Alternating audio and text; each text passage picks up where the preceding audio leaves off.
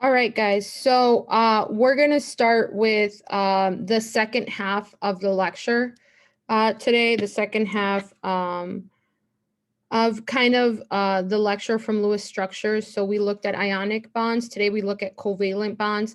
And then next week for you guys is Wednesday, we're going to look at polyatomic ions. Okay, so we should finish the lecture by Wednesday, which means that we should have the quiz by next Thursday, and that's going to be our last quiz. Okay, last quiz of the year. So you need your periodic table, and also what would be great is if you have the notes that you were taking down yesterday. Not yesterday, sorry. Tuesday that you were here, that would be great too. Alrighty, let me share my tablet with you. Okay, so sorry about that. Give me 1 second, please.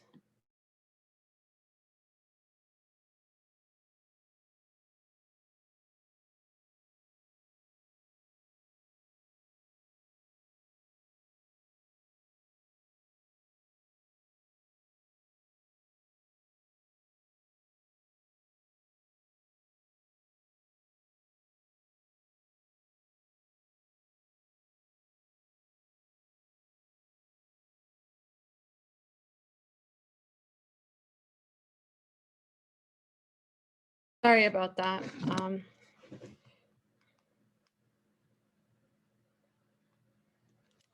Covalent compounds, okay? Covalent compounds are kind of the second half of this lecture. So I just want to show you guys real quick what a covalent compound is. So we talked about ionic, right? Ionic bonds are bonds between a metal and a non-metal. The metal gives away its electrons in order to reveal a full shell underneath. The non-metal accepts to reveal a current full shell. However, there is times when it's two nonmetals instead of a metal and a nonmetal. So when we have two nonmetals, they don't like to lose. Okay, actually, both of them want to gain as much electrons as they can. So because they both want to gain, they have to share electrons. Now let me show you what a nonmetal is. So nonmetals, these are these light green ones right here. Okay, your carbon, nitrogen, oxygen, fluorine, P, S, Cl, Se, Br, and I. These are your nonmetals that we're going to be working with. Other nonmetals that we're also going to be working with are our metalloids. Okay, so we're also going to be working with some metalloids here. Metalloids are these like, so I know it's really hard to see, but they have like these little slight greenish, okay? Boron, silicon, germanium, arsenic, antimony, and tellurium. These are also part of the non-metal group, at least when we're doing Lewis structures, they're also considered non-metals, okay? And we're gonna be looking at those as well. All right. So these are your nonmetals, and because the fact that they both want to gain, they have to share electrons. So we're going to look at how do we draw sharing electrons between two atoms in a covalent bond. Okay, so tips for arranging. First of all, hydrogen and halogen. So what are hydrogen? So let's go back again to the periodic table. Hydrogen is also considered a non-metal, guys. All right, even though it's in the side of the metals, as you can see, it is that light green. So it is considered a non-metal. And your halogens are that second to last column. So fluorine, chlorine, bromine, and iodine, those are considered your halogens, okay? What about these? So I just want to know, so I wanted you to point these out first before I talk about them. They can only bond with one other atom, meaning fluorine, chlorine, bromine, iodine, and hydrogen can only create one kind of bond. So they are never considered what we call the central atom. They are always put around the central atom. And normally, in general, the central atom is going to be the first element that appears in the chemical formula. At least for my purposes and sake, I will always give you as the first atom will most likely 99% of the time be the atom that you're going to put in the center of your drawing. And this will make more sense when we actually start drawing them. Okay, so how are you going to draw this? So first of all, you're going to do the same thing that we've done before. You're going to have a formula, okay, the little symbol, and you have to decide how many electrons am I going to put around each atom. The way you decide that, if you remember, is what column is my atom in? So the column determines how many little dots or electrons each atom gets. So for example, if we have to draw the Lewis structure for CH4, draw the Lewis structure for CH4. So C is the first element. Okay, that's carbon. So we have to figure out what column is carbon in. So what column do you guys see carbon in? Column 4. Mm-hmm. Carbon is in column 4. So we're going to draw carbon, and we're going to draw 4 dots, like so. All right, next, hydrogen. Let's look at hydrogen. What column do you guys see hydrogen in?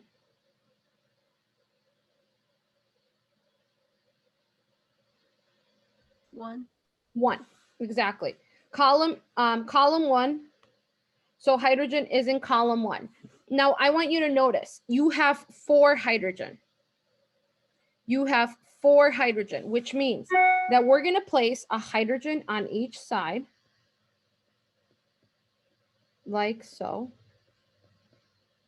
Okay, and because hydrogen is in column 1, it's bringing 1 electron to this relationship. So each hydrogen is going to share 1 electron with carbon. And carbon is going to share 1 of its electrons with each hydrogen. Why do we draw them close like this? Again, because both carbon and hydrogen want to gain electrons, so they have to share electrons. So this is a covalent bond. Now, for all covalent bonds, what we must assure is the fact that all of them have to have 8. All atoms have to have 8 in order to be happy. The only exception, as we've said before, is hydrogen. Hydrogen is the only exception because hydrogen only has 1 shell. And in that 1 shell, it can only hold 2 electrons. So hydrogen is actually happy with just 2 electrons. So if we look at each hydrogen, you shall see that it has its electron plus the one it has from carbon. It's happy. Now carbon has to have 8. That one has to have 8. It has 2 on each side, 2 on the left, 2 on the right, 2 at the top, 2 at the bottom. That's a total of 8. How come then you say, well, don't those count for hydrogen? Again, they are sharing. If you are sharing, that means you're counting it for both atoms. So this is a complete and correct drawing for CH4. Are there any questions?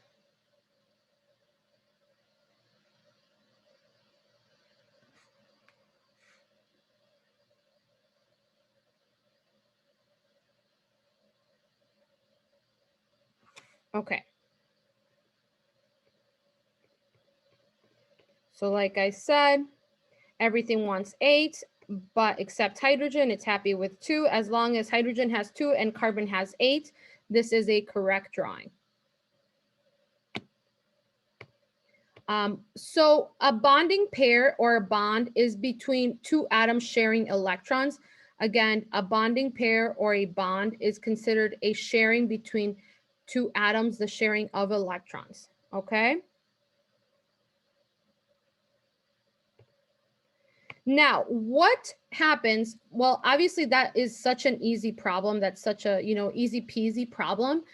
Not all of them are easy peasy problems. So what happens when we don't fulfill the octet rule?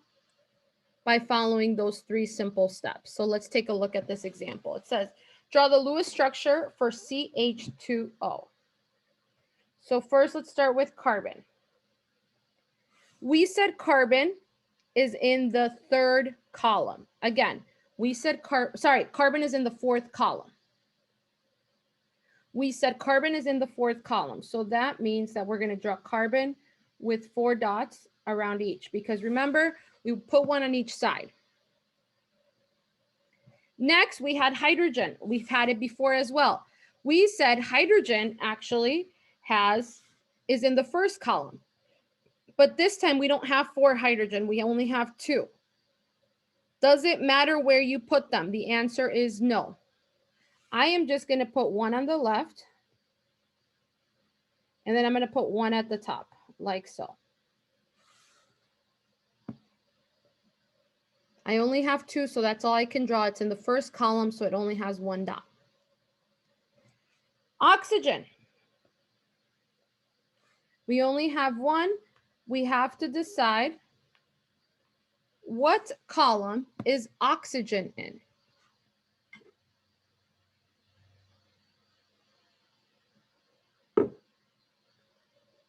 6. 6th column. Yep. If you notice, it's in the number 16, which is the 6th column.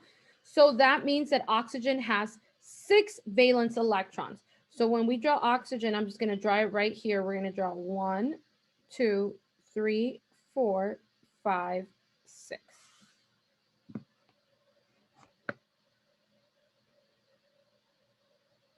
Okay, so we did the first 2 steps. We drew the symbols, we drew the electrons. Now we have to figure out if everything is happy. Hydrogens are happy. How do I know hydrogens are happy? Because they both have 2 electrons. The 2 hydrogens have 2 electrons each. We don't need to do anything with them. Let's look at the carbon. The carbon has 2 electrons on the left, 2 on the right, 2 at the top, 1 at the bottom. That is a total of 7 electrons. Oxygen has 2 electrons at the left, 2 electrons on the right, 2 at the top, 1 at the bottom. That is also 7. Both carbon and oxygen are not satisfied. They want to have 8, but they only have 7. So, what do we do? Well, we cannot just draw an extra electron because we cannot create nor destroy matter. However, the rule is we can rearrange matter. Electrons are matter. So how do we rearrange the electrons so we have 8? Well, I want you to point out something to you. Carbon has a lone electron here. So does oxygen. Both carbon and oxygen have 1 electron on the bottom that it's not paired with another electron. It's by itself. What can we do with these electrons? These electrons can go and be pushed to the middle where carbon and oxygen are sharing current electrons. You can rearrange matter, which means you can rearrange electrons. So these 2 electrons can be rearranged and pushed between carbon and oxygen because these atoms are sharing electrons. You can only do this if the atoms are already currently sharing electrons and they have lone electrons somewhere in their structure. So how would this look like then? Well, first, let's draw the hydrogens. The hydrogens, nothing changed with them. Reminder, nothing changed with the hydrogens. We are pushing 2 black here, 2 black because those are part of the electrons for carbon. The hydrogens, remember, we did nothing to them. And then the oxygens are also going to have 2 here because we pushed that other one. And the oxygens are the 2 at the top and 2 at the left are going to stay as is.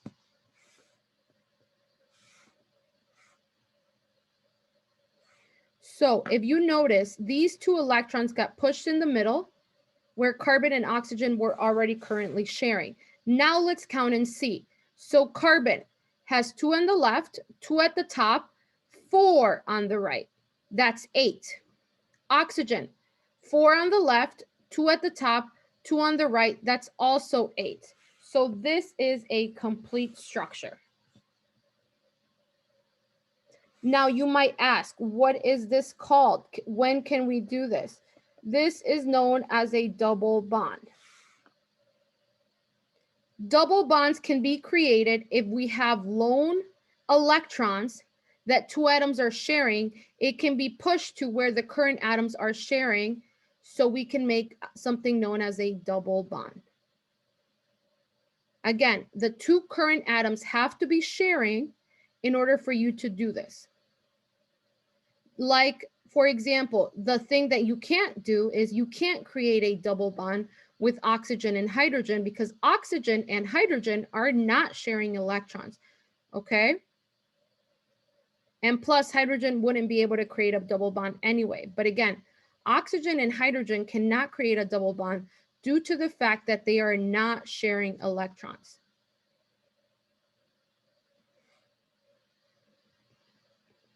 So original drawing was this. And reminder that carbon and oxygen both had 7. However, we said they have an unshared electron. They can share those with each other. So what we did is we pushed them in the middle. And now they both have 8. Are there any questions before I move on?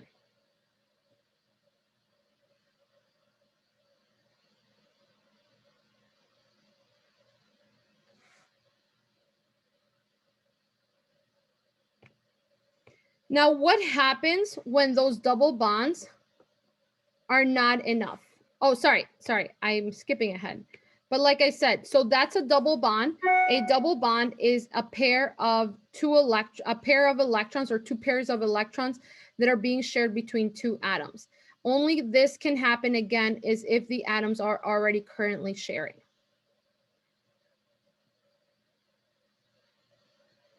Don't care too much about the lone pair definition. I just want you to know what a double bond is.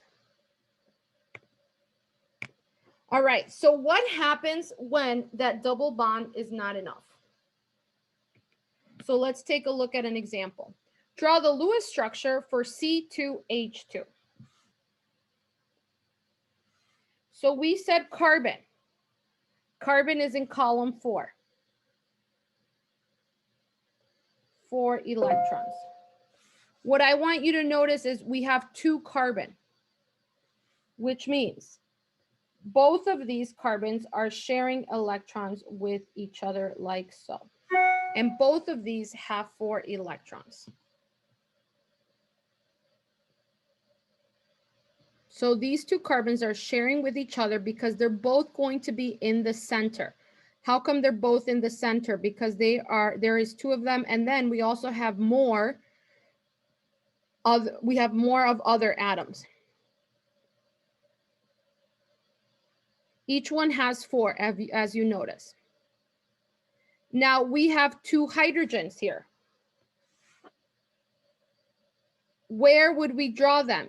It doesn't matter where you draw them. The only thing that matters is that each carbon gets 1. Why does each carbon need to get 1? Well, just like in nature, in anything, kind of like our nature to be is like everything is like symmetrical. Like we like symmetrical, we like straight, we like mirror images. Atoms are the same way. They like symmetry. And if they can be symmetrical, they will be. So each carbon gets a hydrogen. I just drew them on the side because it's like if I cut a cake, if I cut this in the middle, each one would have a carbon and a hydrogen.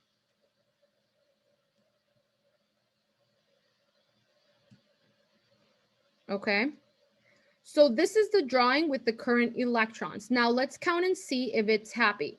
Hydrogens are happy. Hydrogens, again, hydrogen is very easy to satisfy because it just needs another electron.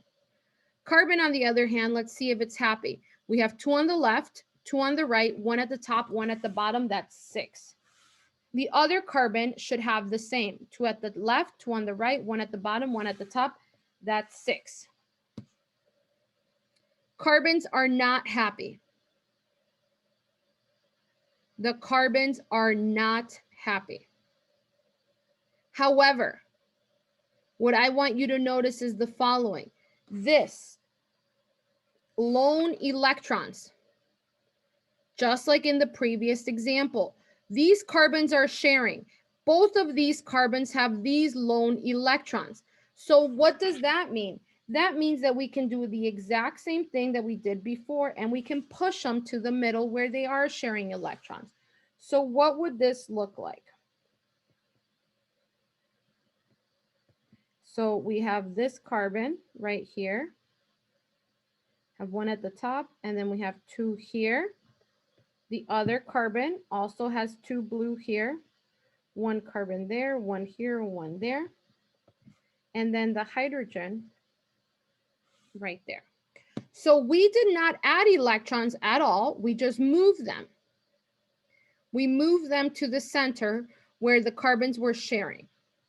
Now let's count and see if everything is happy. Hydrogens we said are happy, they're fine. Carbons, we have 2 on the left, 4 on the right, 1 at the top, that is 7. The other carbon, 4 on the left, 2 on the right, 1 at the top, that is also 7.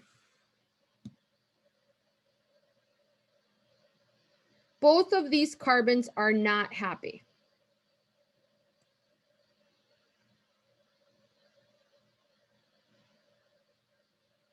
Okay? So what can we do now? Do we see any more lone electrons anywhere around the carbons? Just what you saw at the bottom, do you see it anywhere else for the carbons?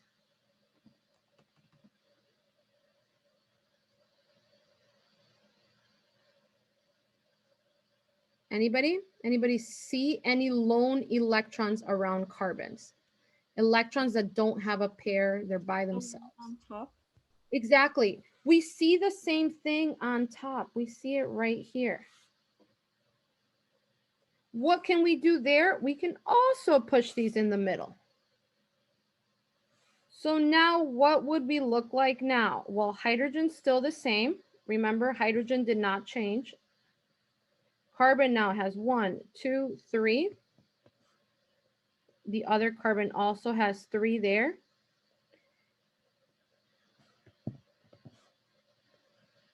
And the hydrogens did not change. So now let's count. Carbon has 2 on the left, 6 on the right. That's a total of 8. That black carbon is happy. The blue carbon also has 6 on the left, 2 on the right. That's also happy. This is our final structure.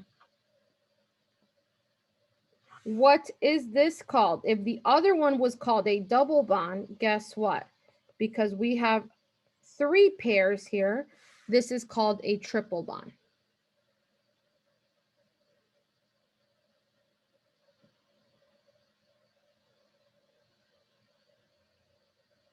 These can be made, again, you can make a double or triple bond, and you can make as many as them as long as atoms are being shared. The atoms are sharing electrons, and the atoms have those electrons that can be pushed there.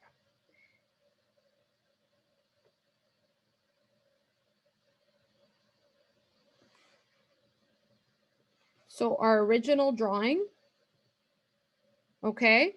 So what we did is we did that same thing that we did in the other example. However, we realized that even just making a double bond is still not enough. We still had a pair that was left at the top. So we made what we call a triple bond, and now they both have 8. So what is a triple bond? A triple bond is a pair of 3 pairs of electrons that are being shared between 2 atoms.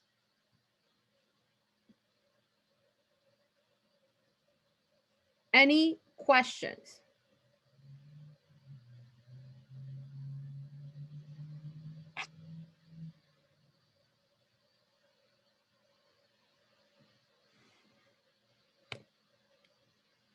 So how is this relatable to anything that we do, or anything real, like, real life situations that we do? Well, I just want to give you an example.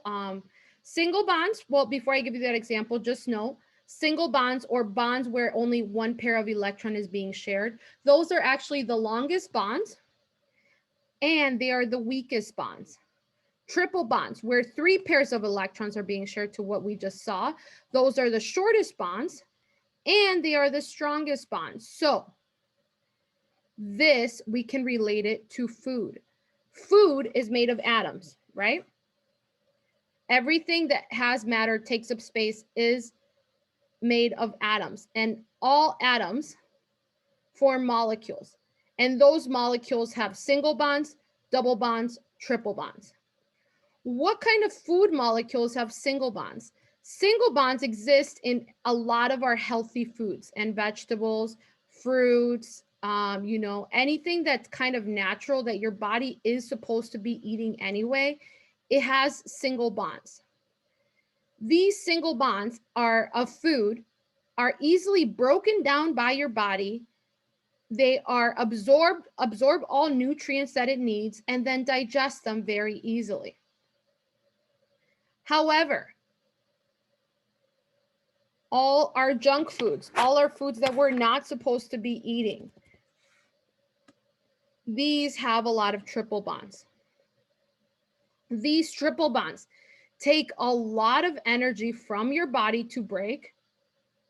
So many times when the body does not have the sufficient energy it needs, guess what? It's just stored as fat. And that's when we have weight gains, and then we start seeing a little belly, or we start seeing fat in places where we normally don't see fat. This is why. When we ingest a lot of unhealthy foods, we tend to, our body, if it's not, we are not creating enough energy for it, or we are not giving it the energy, exercise and everything, these triple bonds are almost impossible to break.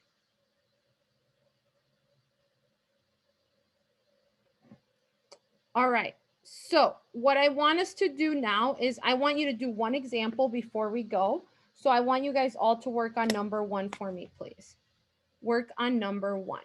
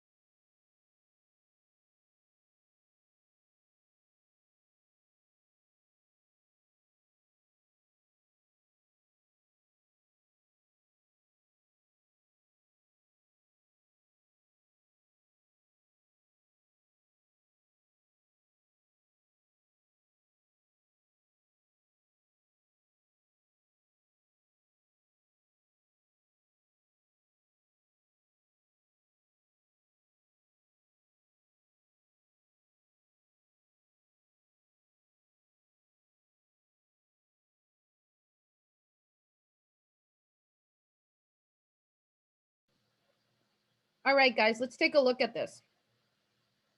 SiO2. Si. What column is Si in? What column?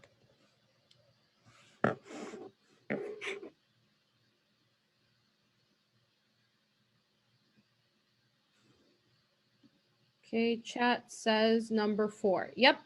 So Si is in column 4. So we would draw Si, and we would draw 1, 2, 3, 4, like so. O. What column is O in? 6. Yeah. So notice we have 2 O's.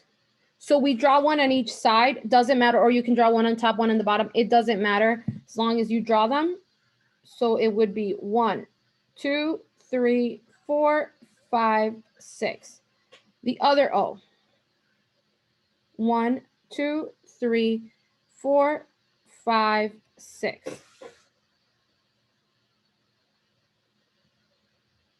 Let's count to see if everything's happy. We have 2 on the left, 2 on the right, 2 at the top, 1 at the bottom. That's 7 for oxygen on the left.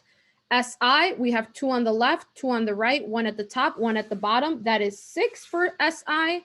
Oxygen on the right, 2 on the left, 2 on the right, 2 at the top, 1 at the bottom. That is also 7 for that one. Nothing is happy here. Nothing. Is there any rearrangements we can do, just like we did in the previous examples, so Si and the O's can be happy? Any rearrangements that can be done?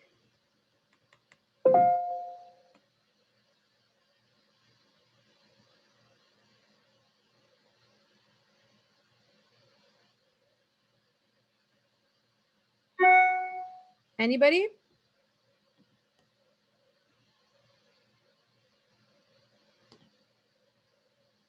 Any rearrangements? The ones on the bottom? Okay, which one's at the bottom? Under O? Okay, so which O? We have 2 on the left O or the right O? Both of them. Okay, so both of them have singles. Does Si, so listen, we can make these double bonds. However, Si has to be able to also have those single ones. Does Si have 2 single lone electrons? Yeah. Yeah, they do. So let me show you if you don't see that. Si here and O here have these lone ones right here. These can be pushed between them. Then the O on the right has a lone one here. And the Si has a top lone one here. We can also push these to the middle. This is the same thing. These pushing in the middle here and these pushing in the middle there are the same type. Okay, so what would this look like now? So O on the left would look like this with 2 here. Si would look like this. And then the other O would look like this.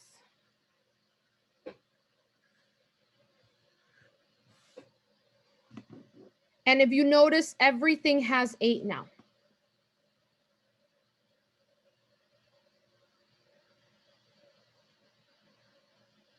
Any questions?